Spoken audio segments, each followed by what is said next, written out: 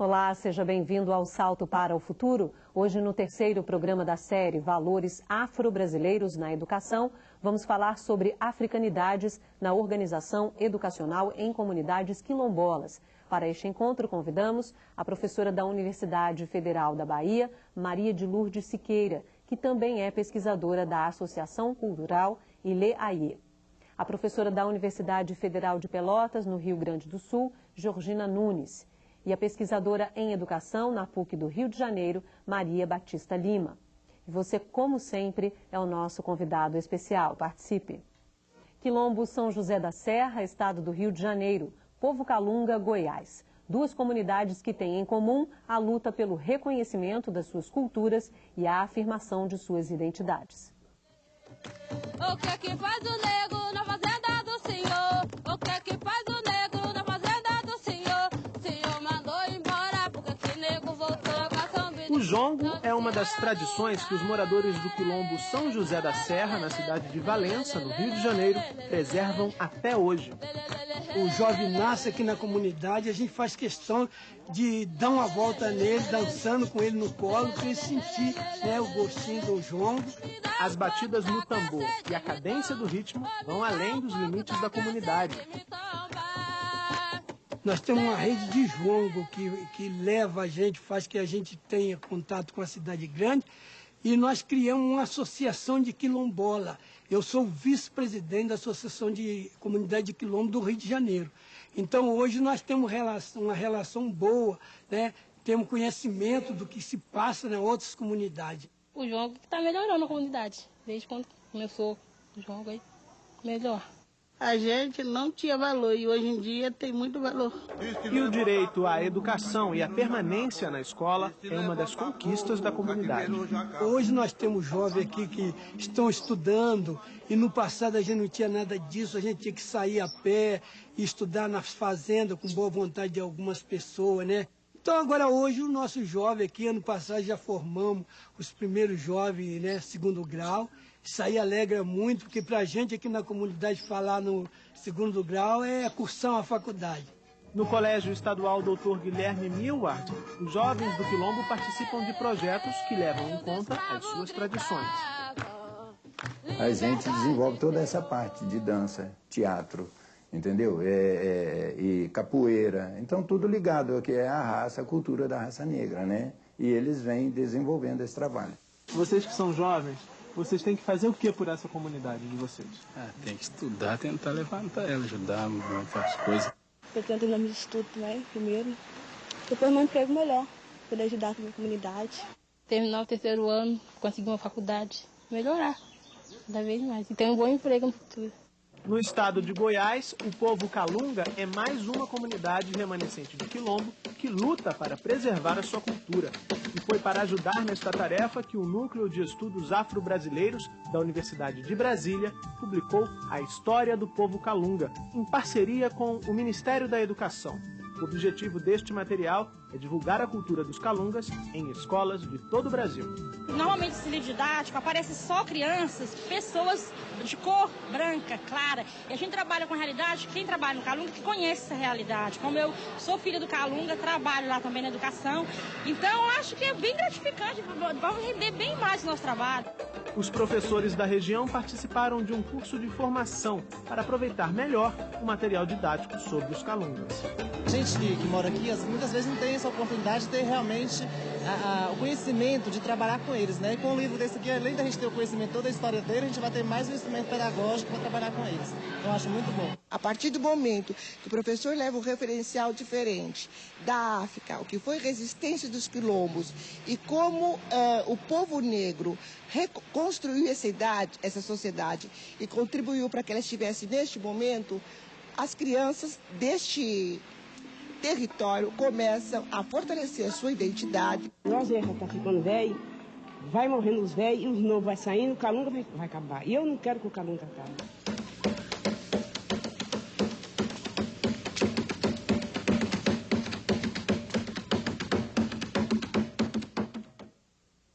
Bom, primeiro eu quero agradecer a presença de vocês no programa de hoje. Começar pela professora Maria de Lourdes Siqueira, como eu havia dito no início do programa, professora e pesquisadora da Universidade Federal da Bahia, diretora da Associação Cultural Ileaie e também membro da diretoria da Associação de Professores e Pesquisadores Negros da Bahia. Sua principal linha de pesquisa, antropologia das populações afro-brasileiras, desenvolve pesquisas também sobre os saberes africanos na vida cotidiana, na África do Sul, e também mulheres, terreiros e orixás em Cachoeira, em Salvador. Também epistemologia africana e afro-brasileira, além de ser autora de livros sobre o assunto e também do texto que consta hoje do boletim. A partir do vídeo que a gente acabou de assistir, professora, e também de todo o seu artigo escrito para o boletim, o que a gente pode entender por ancestralidade nas comunidades quilombolas? Nós também, Bárbara, gostaríamos de agradecer a oportunidade de estar aqui participando deste programa, cumprimentar a todas as pessoas que estão conosco nesse programa, a nossa distinta mesa, nossa direção do programa. E quanto à sua questão, ancestralidade, observando o vídeo, eu vejo que na realidade a ancestralidade ela está presente em toda a história e em toda a cultura quilombola. A definição de quilombo, que tivemos a oportunidade já de antecipar, mas nós definimos o quilombo como uma presença positiva da resistência negra durante todo o período histórico brasileiro. Foi resistência ao período colonial, resistência ao escravismo, resistência à falta de liberdade em todos os sistemas que perpassam a sociedade brasileira, a história brasileira, a cultura nacional, que é um sistema de dominação, de tira de liberdade do negro, de não reconhecimento dessa contribuição das civilizações tradicionais africanas. Então, apesar de toda essa negação oficial da cultura, da tradição das civilizações africanas, ela permanece. Ela permanece e ela precisa ser incluída nos nossos sistemas educacionais, nos nossos currículos, na formação de professor, na formação do aluno, nesse reconhecimento que é preciso ter de que o aluno da escola que está no quilombo, o aluno quilombola, ele tem uma história, ele tem uma tradição, ele tem um conhecimento, ele tem saberes. E isso tudo é alimentado pela ancestralidade africana. É essa herança, esse legado que vem da África, que os africanos escravizados trazem da África e que permanece até hoje. Isso dura 500 anos. Obrigada, professora. Quero passar agora para a professora Georgina, que é professora e pesquisadora da Universidade Federal de Pelotas, pesquisa o cotidiano de crianças trabalhadoras negras, a relação com a escola e a construção de identidades de classe, gênero, etnia e raça. Desenvolve pesquisa sobre práticas sociais de crianças negras na comunidade rural de Correntes, no Rio Grande do Sul, e de crianças negras em comunidades urbanas. Também pesquisa a comunidade remanescente do Quilombo Manuel Barbosa, em Gravataí, no Rio Grande do Sul. Autora também de artigos sobre essa questão de educação, trabalho rural e raça. A gente viu no vídeo jovens dizendo que o sonho, o desejo de estudar, indo para uma faculdade, e ir para a faculdade pressupõe uma saída do quilombo. O que significa essa saída para estudar e que retorno tem isso para a comunidade? Também daria boa noite a todos e a todas. Repetiria o imenso prazer de estar aqui discutindo educação em comunidades remanescentes de quilombo. Então eu falaria assim, Bárbara, que em primeiro lugar o processo educativo em comunidades remanescentes de quilombo, em comunidades negras, ele tem que estar altamente sempre ligado com a questão da educação que se gesta na informalidade das vivências das comunidades quilombolas. Quer dizer, a escola não pode estar dissociada do cotidiano e dos processos educativos no qual essas crianças estão desde o momento em que nascem, desde o momento em que os pais levam as crianças para sentirem a vibração e o ritmo dos tambores, do jongo, né? Então, diria que a perspectiva, em primeiro lugar, de sair, de estudar, para ir para o mundo externo, não significa necessariamente o abandono ao quilombo.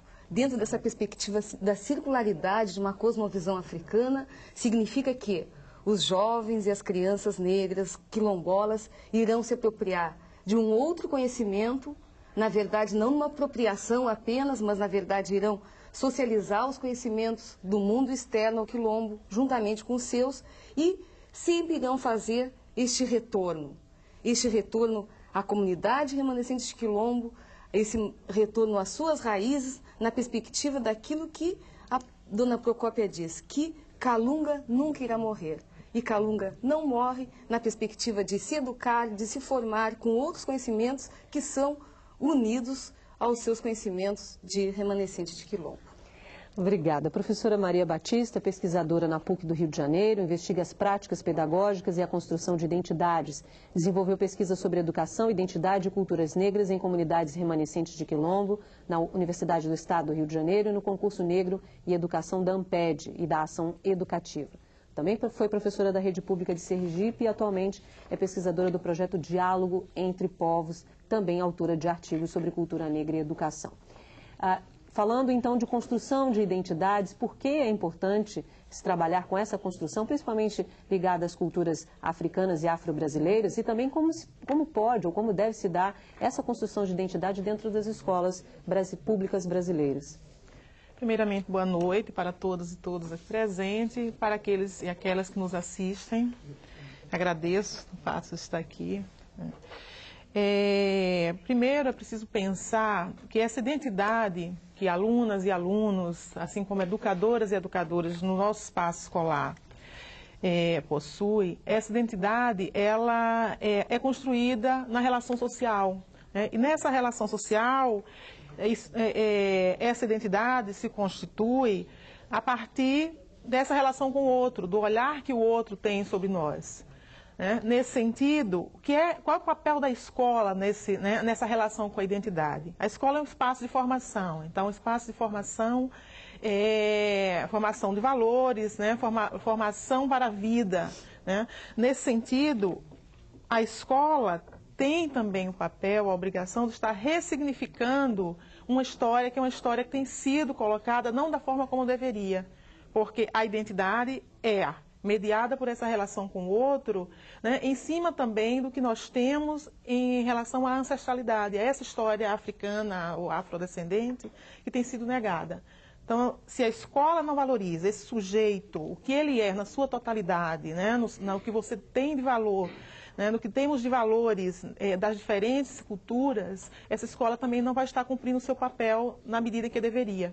Então, isso vem, essa identidade, para que você consiga cumprir esse papel como educadora, ou a escola consiga cumprir esse papel, vai precisar estar colocando esse educando no centro desse conhecimento. E esse educando tem uma identidade seja como menina, menino, no caso como afrodescendente, como negro, como branco, e na relação de um com o outro. Então, é importante estar trazendo o sujeito à imagem, não só isso, mas para reafirmar, para ressignificar, na verdade, essa identidade, estar trabalhando também a questão dos materiais. São diversos elementos que vão estar também ressignificando essa identidade e que vai ser um elemento da relação ensino-aprendizagem dentro da escola também. Okay. A gente tem uma primeira participação do programa de hoje e é da Ivoneide de Goiás. Olá, Ivoneide. Boa noite, eu sou Ivoneide Treposo, Corocorino, da cidade de Goiás. A nossa pergunta foi feita pela professora Aparecida. Tanto Palmares como o Zumbi do Palmares é o quilombo mais conhecido e estudado no Brasil. Gostaria de saber se na literatura brasileira podemos encontrar outros referenciais de quilombos. Boa noite e muito obrigada. Obrigada, Ivoneide. Obrigada, Aparecida, que fez a pergunta. Muito obrigada pela participação de vocês no programa de hoje. A professora Maria de Lourdes, ela faz uma referência ao seu texto, Fique à vontade para responder. Eu agradeço muito profundamente a oportunidade de oferecer esse texto, de oferecer essa possibilidade desse diálogo. E o que nós diríamos?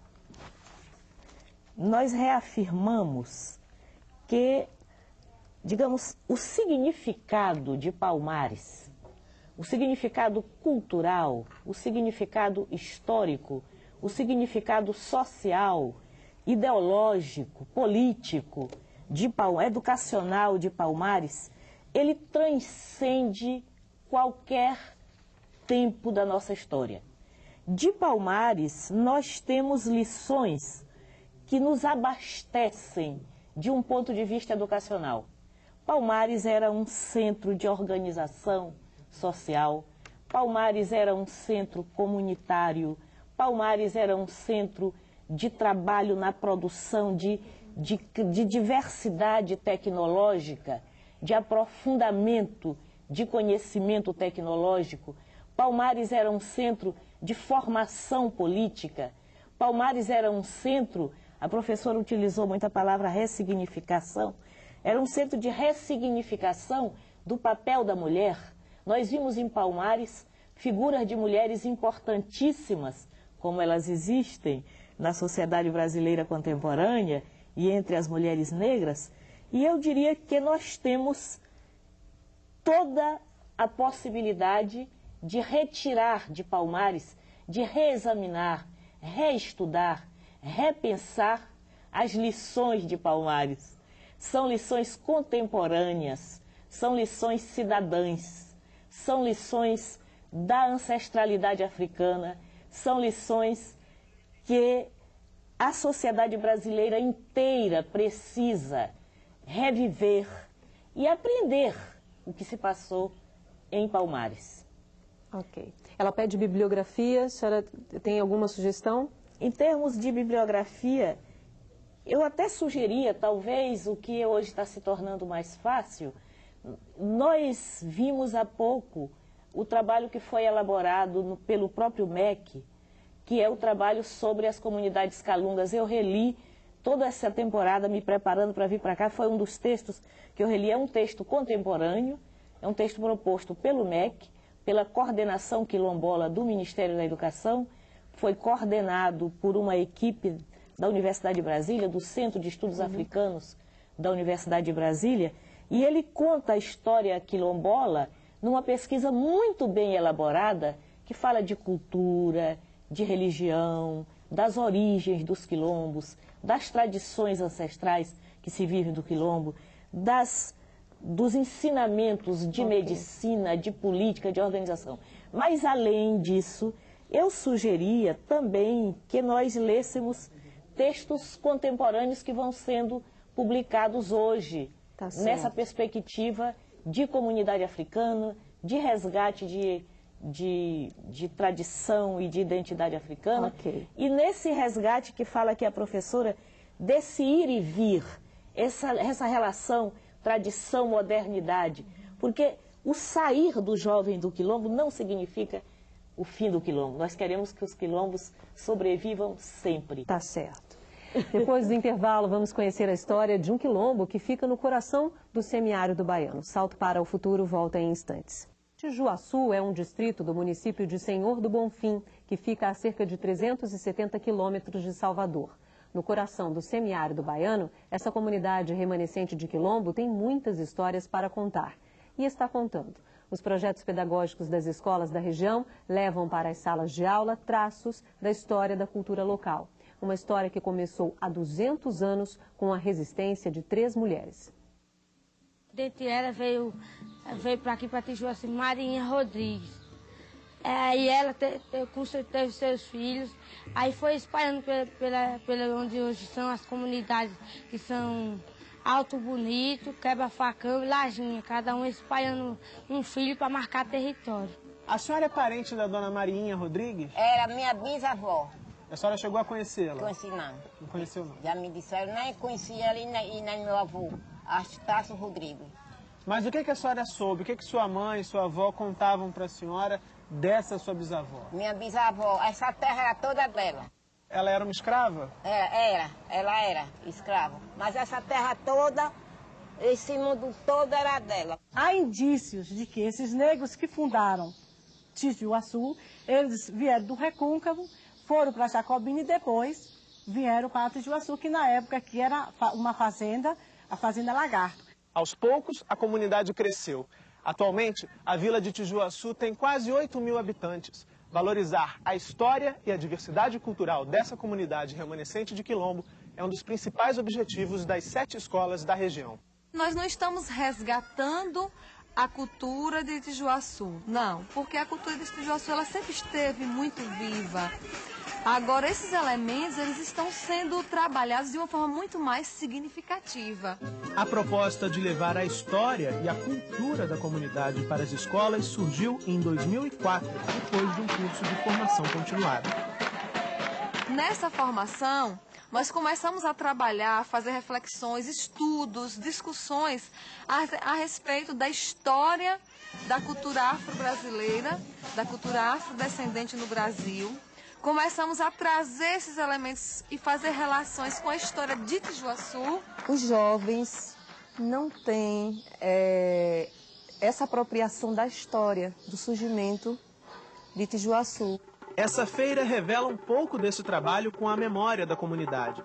Organizados em grupos, os alunos das escolas da região foram pesquisar as tradições locais. Na feira tinha um pouco de tudo: culinária, artesanato, ervas e chás medicinais.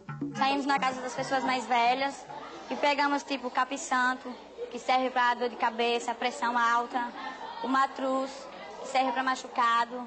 E também não faltou uma pequena apresentação do samba de lata, a mais forte manifestação cultural da região.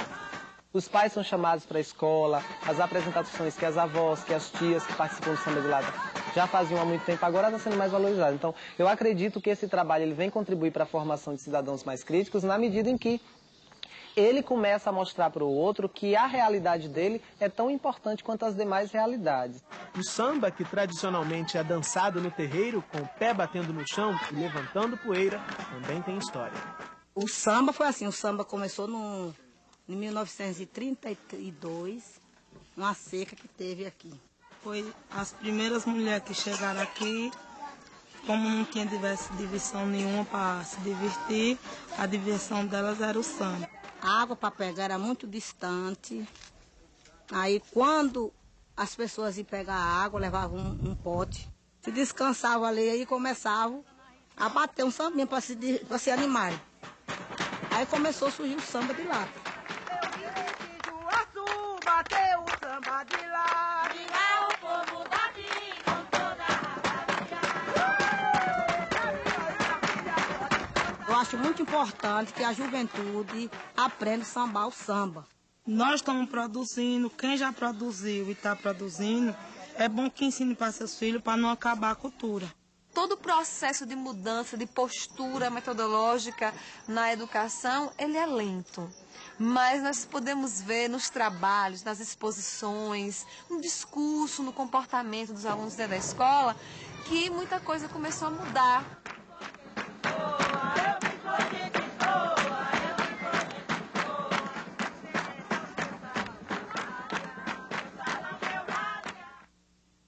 Eu queria aproveitar esse vídeo, Georgina, para fazer a pergunta do pessoal da TV Escola de Anápolis, em Goiás. Gostaria que os especialistas, que as especialistas definissem qual seria o real papel dos quilombos diante da nossa atual sociedade, já que hoje a luta dos negros não é contra os grandes senhores de engenho, e sim contra a desigualdade racial existente no Brasil. Bom, eu diria, Bárbara, que a grande questão é que os grandes senhores de engenho, eles modificam a sua feição e também modificam as formas de escravizar, as formas de bater, as formas de violentar. Então, diria que, nesse modelo de sociedade, os senhores de engenho se apresentam de uma outra forma, num outro estilo, mais sutil, mas persistente. Talvez até mais violento, porque extremamente maquiado e extremamente camuflado. E, olhando este vídeo, eu conversava aqui com a Lourdinha, que me chama bastante atenção, entre tantas coisas e tantos aprendizados, o momento em que a mulher diz que, durante o tempo do trabalho, se para, se bate nas latas, se canta, se cria ritmos e se cria um novo ânimo, uma nova vontade para persistir. Diria que o trabalho cansa, mas o trabalho não mata esse desejo, essa força que é inerente dos afrodescendentes.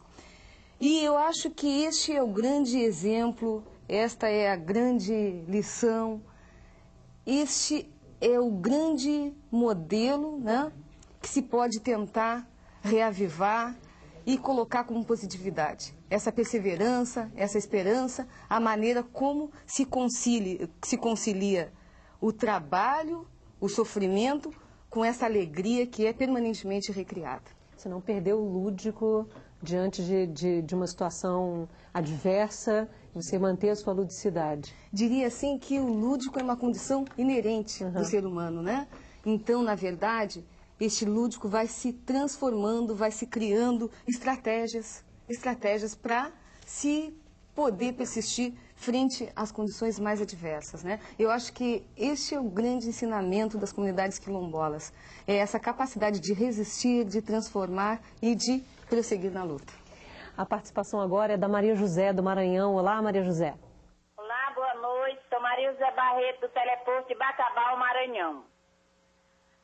A dança, teatro, filmes e as novelas da época da escravidão podem funcionar como um bom recurso pedagógico para alunos aprenderem sobre valores, educação e costumes africanos?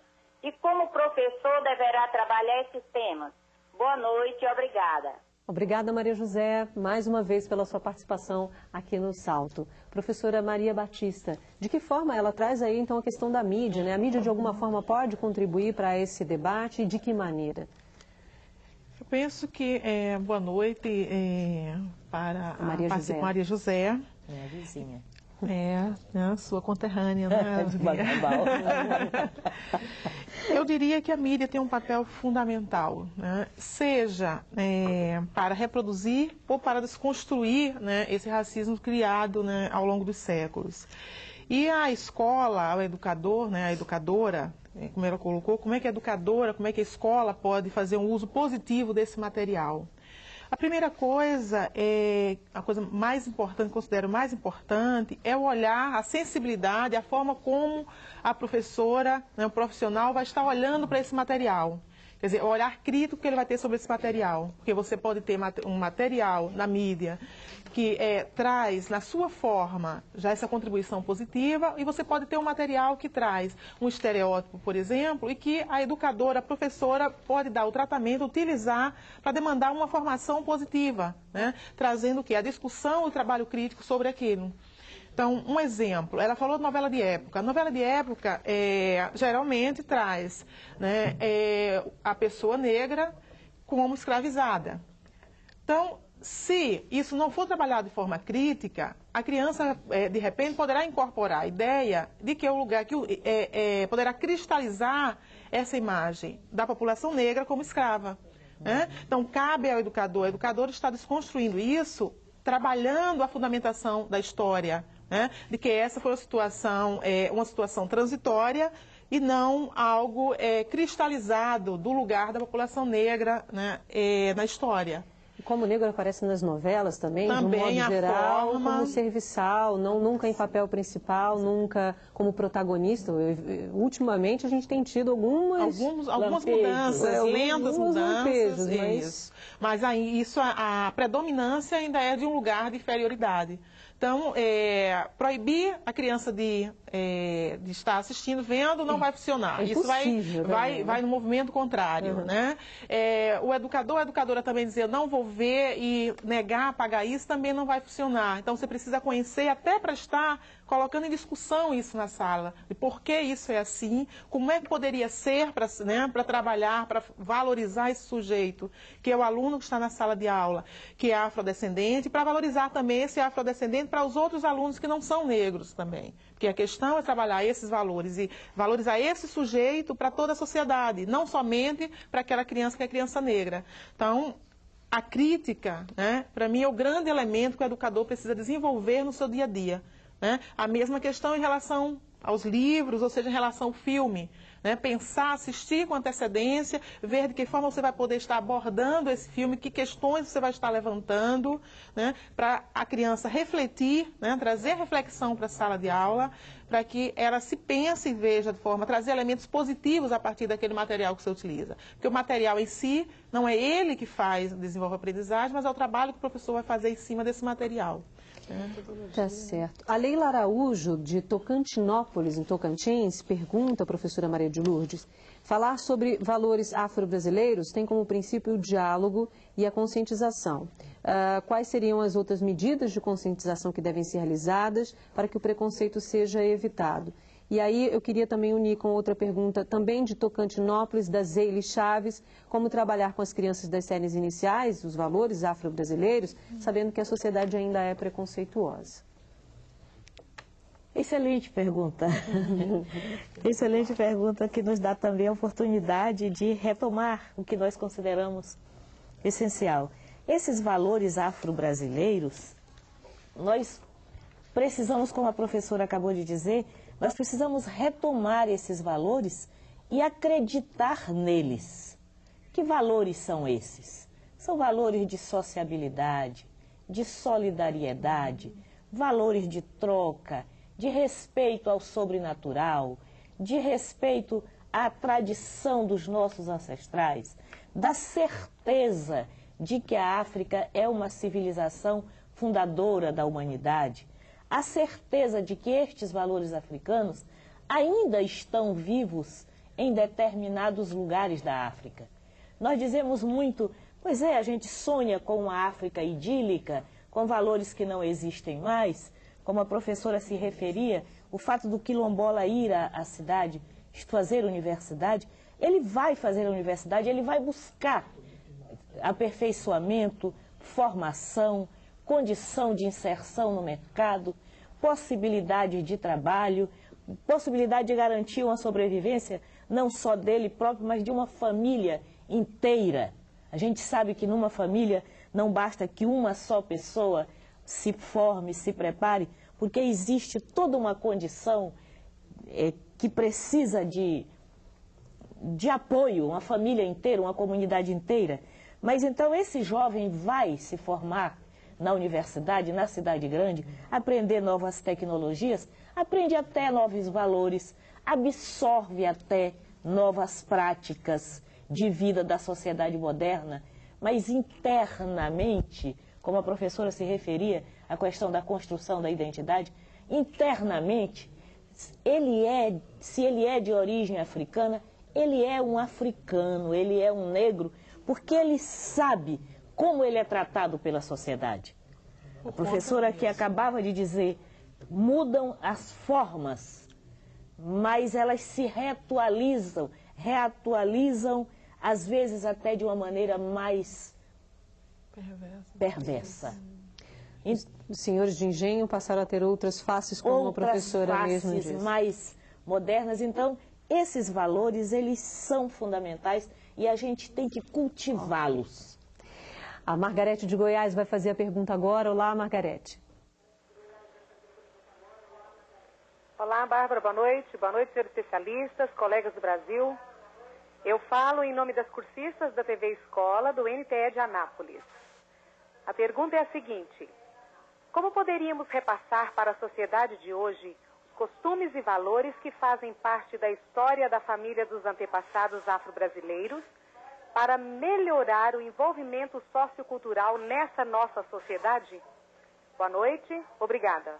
Obrigada, Margarete, mais uma vez também pela sua participação aqui no Ao Vivo. Muito obrigada. Professora Georgina. Bom, eu diria o seguinte, Margarete, boa noite. Quando a Lurdinha faz toda essa excelente, brilhante explanação a respeito de Palmares, né? Eu também daria como sugestão que a gente pudesse estar entendendo e pesquisando e lendo sobre os quilombos para muito além de Palmares, deste Brasil inteiro, que é uma diversidade de luta, que foi uma diversidade de se resistir, né? Então, eu diria o seguinte: quais são os costumes e valores que a gente pode estar passando para essa sociedade do individualismo? E daí nada melhor do que uma comunidade de quilombo, nada melhor do que um quilombo para dizer. O que foram os quilombos? Os quilombos foram um local de acolhida de todas as pessoas que não se encaixavam dentro de um modelo escravista, dentro de um modelo excludente, dentro de um modelo gerador de sofrimentos para uns e de ganhos para outros. Então, é resgatar essa dimensão da coletividade, essa dimensão da solidariedade, essa dimensão da esperança. E esses valores têm que serem permanentemente repassados, permanentemente relembrados, porque é essa dimensão que vai nos possibilitar continuar nessa história e nessa luta de uma sociedade antirracista, de uma sociedade multicultural, porque, na verdade, as comunidades de quilombo eram o modelo de uma sociedade multicultural, onde acolhia indígenas, brancos, enfim, todas as pessoas que, com diferentes culturas, contribuíram para que se pudesse estabelecer essa resistência contra esse modelo excludente. Bom, no próximo bloco vamos continuar falando sobre africanidades na organização educacional em comunidades quilombolas. A gente volta já. Salto para o Futuro está de volta. Hoje a gente conversa sobre africanidades na organização educacional em comunidades quilombolas e eu quero começar este terceiro e último bloco com a pergunta da Edinair Pereira Martins. Ela é de Aragarças, em Goiás, e ela pergunta, professora Maria Batista, muitos professores tiveram uma educação rígida, não conviveram com o lúdico durante o período escolar e também durante o período de formação profissional. Como despertar nestes professores o gosto por atividades lúdicas, como as danças? Boa noite, Edinaí. Eu diria que todo conhecimento você aprende, né? Você desenvolve o gosto pela atividade, por esse conhecimento, à medida que você encontra uma motivação para isso. Então, as professoras e aos professores, né, eu sempre coloco, até como professora também, a ideia de que o nosso lugar enquanto educador, enquanto educadora, está pensando o que é positivo ou o que será positivo para o nosso educando. Né? E tentar ver, né, o que de conhecimento ou o que de vantagem, de positivo você tem em estar trabalhando isso com o teu aluno. Então, despertar esse gosto primeiro pela questão do conhecimento, porque para você aprender a gostar de alguma coisa, a primeira coisa é você conhecer. Né? Isso é essencial, você conhecer para aprender a gostar. Né? E buscar uma diversidade, né, de atividades, de ideias, de coisas relacionadas com a dança, para a partir do conhecimento estar percebendo que você precisa se aproximar desse tipo de atividade, se aproximar, né, dessa vivência, para garantir o direito às crianças com as quais você trabalha, né, de viver essa experiência também. Porque, afinal de contas, como educadoras, como professoras, nós somos a pessoa que vai estar direcionando, que vai estar mediando, né, esse conhecimento, porque a dança também é conhecimento. Né? E negar ao educando, né, o direito a esse conhecimento, simplesmente porque nós não aprendemos a gostar, é negar a principal função que nós temos como educadoras, que é estar ensinando a criança também a desenvolver o gosto pelo conhecimento. Né? Então, certo. Isso é essencial. Tá certo. A Ádila, do Tocantins, já aguarda a gente um tempinho. Olá. Olá, boa noite. Eu sou a professora Ádila, cursista do teleposto da Escola Estadual Dom Domingos Carreiro, de Porto Nacional, Tocantins, que funciona sob a orientação da professora Orzefa Cavalcante. O boletim aborda a problemática da educação quilombola e das tradições ancestrais, que são a força maior desta educação, e que a mulher negra é a educadora por excelência. O estado Tocantins é um estado predominantemente negro e que possui várias comunidades negras, sendo que apenas Lagoa da Pedra é reconhecida como tal. A pergunta é, ao trabalharmos com essas comunidades, encontramos uma grande resistência e desconfiança das mesmas. Como os educadores que trabalham nessas áreas ou em áreas próximas devem se portar para que os mais jovens sejam incentivados a adquirirem conhecimentos especializados e voltarem às suas comunidades de origem, auxiliando-as quanto ao progresso tecnológico e culturalmente respeitando a cultura e os saberes das pessoas das comunidades quilombolas. Obrigada, Ádila, pela sua participação no Salto para o Futuro de hoje. Muito obrigada. Professora Maria de Lourdes. Ádila, eu fico muito feliz com essa sua pergunta, que ela vai também na mesma direção das perguntas anteriores, nos dando oportunidades de reforçar aquilo que nos parece essencial para a nossa compreensão da questão dos quilombos. Quando você fala nesses jovens que devem voltar para as comunidades, trazendo novas tecnologias e trazendo uma compreensão melhor do significado da cultura à qual eles pertencem. É uma questão essencial, porque, veja, esta cultura que fica nos quilombos, e muito bem dito pela professora Georgina, Palmares é a nossa lição central, mas os quilombos contemporâneos, como muitos autores se referem hoje, eles são lições vivas que estão aí mantendo essa permanência da lição quilombola. Então, estes jovens, eles também se reabastecem nesses resíduos dessas culturas, dessas tradições culturais quilombolas. Quanto a essa resistência que você fala, essa resistência vem porque a civilização hegemônica, europeia, ocidental, a qual nós estamos ainda submetidos, é por isso que eu tento trabalhar a epistemologia africana, mostrando que tem outro eixo de referência para o saber, para o conhecimento, para a ciência, para o estudo.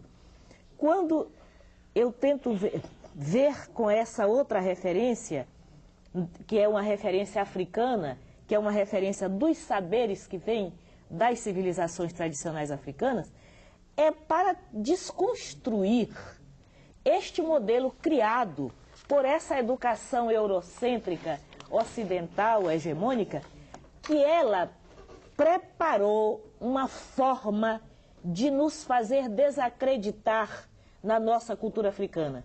Desacreditar de ver no outro negro um ser competente, inteligente, sábio, preparado.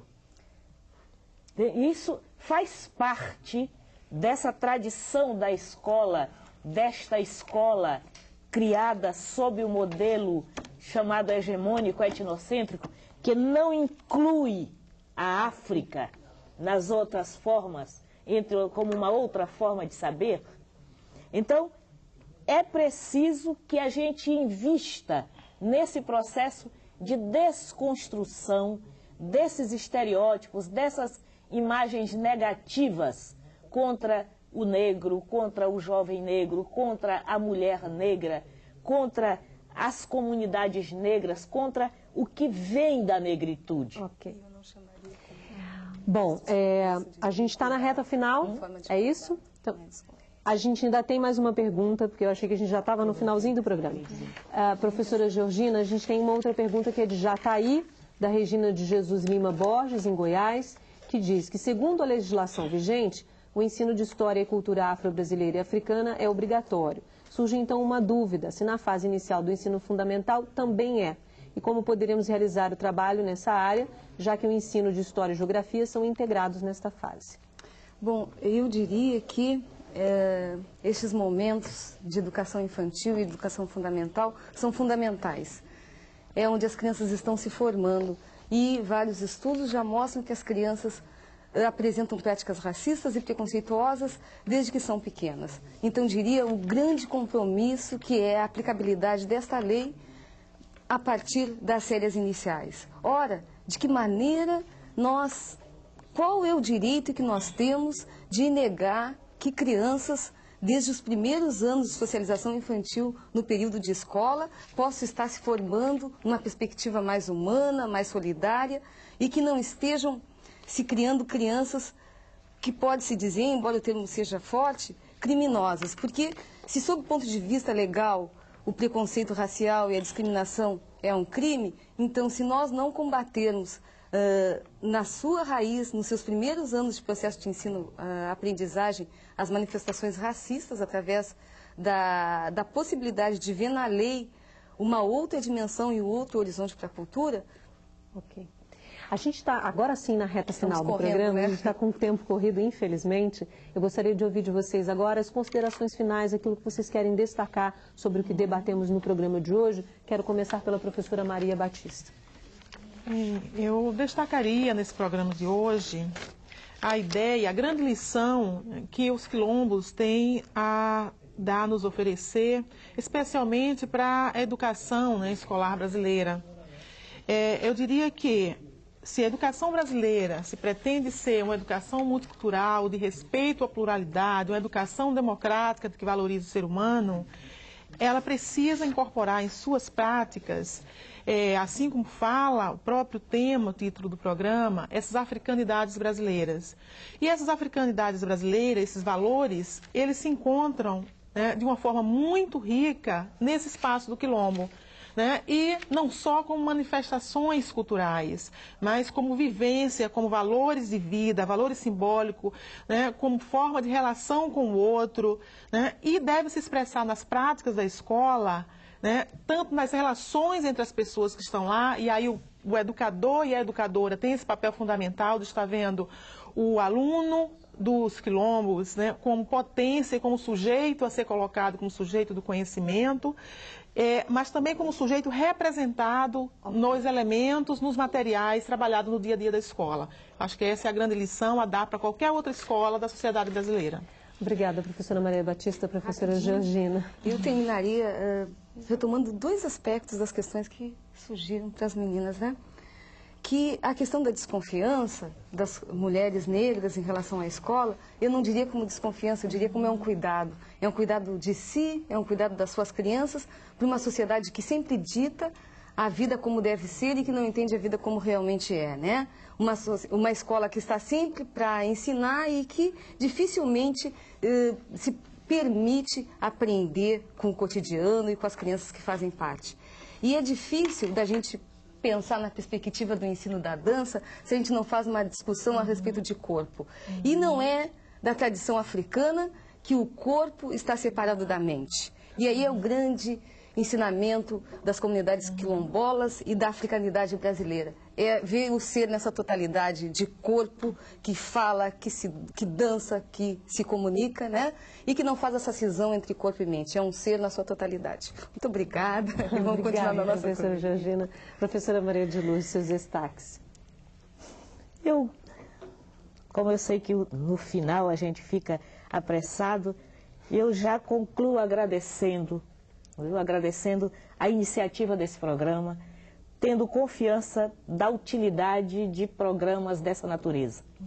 Destacaria, eu confirmaria que a mulher negra é realmente a educadora por excelência desse país. Historicamente, ela sempre assumiu o papel de educar. Não vou detalhar. Gostaria de relembrar a necessidade da confiança que nós, professores, nós, professoras e professores negros, nós, comunidade negra, tenhamos confiança nos nossos saberes, nos nossos conhecimentos, nas nossas tradições, nos nossos valores. Eu tenho certeza também de que é importante para nós trabalharmos na direção de compreender e acreditar que a sociedade brasileira inteira, ela depende dessa inclusão. Muito dos problemas que nós vivemos hoje depende dessa falta de absorção, de reconhecimento de valores, crenças, tradições que nós temos nas nossas comunidades quilombolas, nas nossas comunidades negras, nas nossas comunidades ancestrais. Okay. Eu só lembraria que religiosidade africana faz parte da totalidade do conhecimento humano. Obrigada, professora Maria de Lourdes. O Salto para o Futuro de hoje fica por aqui. Eu agradeço as presenças da Maria de Lourdes Siqueira, professora da Universidade Federal da Bahia e pesquisadora da Associação Cultural Ileaê. Da Georgina Nunes, professora da Universidade Federal de Pelotas, no Rio Grande do Sul. e da Maria Batista Lima, pesquisadora em educação na PUC do Rio de Janeiro. No programa de amanhã vamos falar sobre matemática e culturas africanas e afro-brasileira. E a gente encerra o programa de hoje com a história do Quilomboje. Um grupo de escritores paulistanos se reuniu com o objetivo de discutir e aprofundar a experiência afro-brasileira na literatura. Um dos fundadores do Quilomboje, o escritor Luiz Cuti, falou com a nossa equipe sobre essa iniciativa.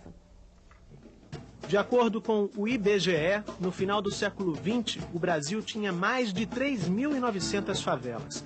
Nessas comunidades, são difíceis as condições de vida, o acesso à saúde, educação, segurança e ao trabalho.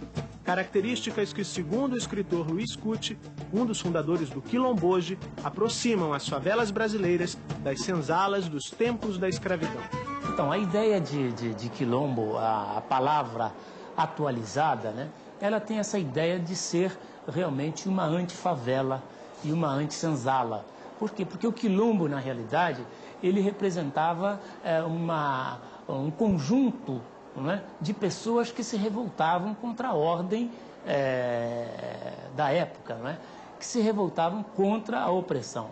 Ora, para a senzala você ia obrigado, para a favela você também vai obrigado. Nos quilombos havia uma convivência entre diferentes grupos e etnias. Para Luiz Cuti, essa filosofia quilombola deixou marcas em algumas instituições. Então, na realidade, essa filosofia, ela vem, não é, desde a época colonial até hoje. Tanto é que a gente vê que, eu posso dizer que algumas escolas de samba e alguns blocos afro são verdadeiros quilombos, e lá você vai encontrar pessoas de todos os matizes de pele. Autor de mais de 10 livros, Cuti tem nas histórias de resistência negra uma fonte inesgotável de inspiração. Estamos libertando do pelourinho a palavra, e com suas asas tingiremos de alegria o hesitante horizonte das metáforas magoadas e das metáforas medrosas.